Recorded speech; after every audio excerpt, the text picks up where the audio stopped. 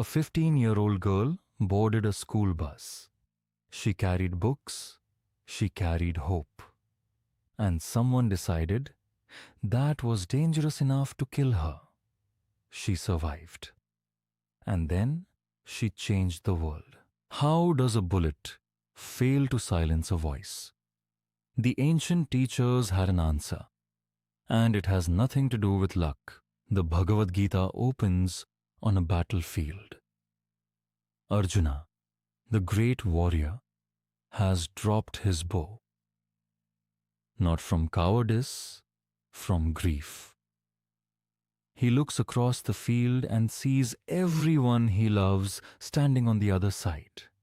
And he asks Krishna, how can I fight when fighting means destroying what I care for? Krishna's answer is the heart of the Gita.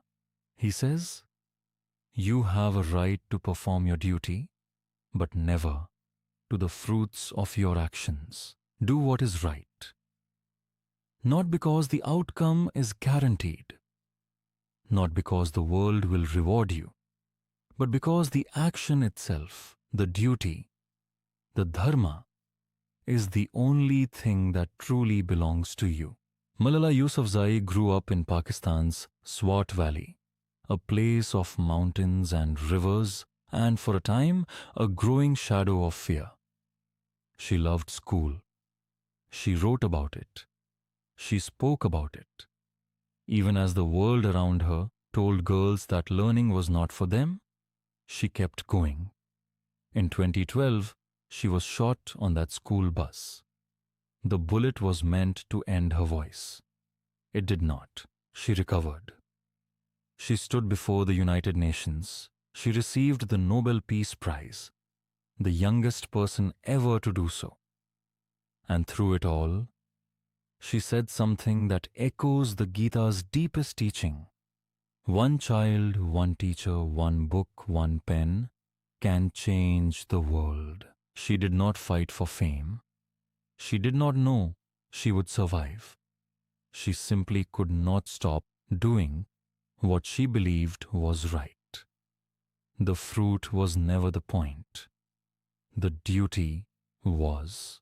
This is what the ancient teachers called Nishkama Karma, action without attachment to reward.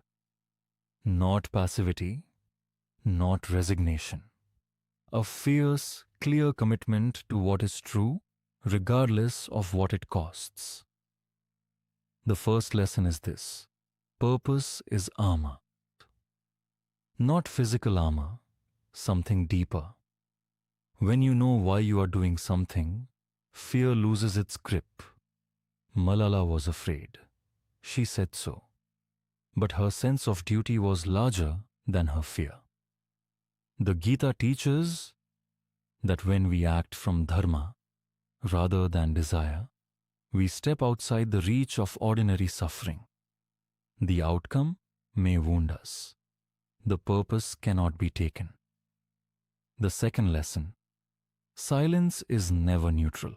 The Buddhist teacher Thich Nhat Hanh wrote that the most dangerous thing is not violence. It is indifference. Every time Malala spoke, she was choosing. Every time we stay quiet about something we know is wrong, we are also choosing. The ancient path asks us not to be heroes. It asks us simply not to look away.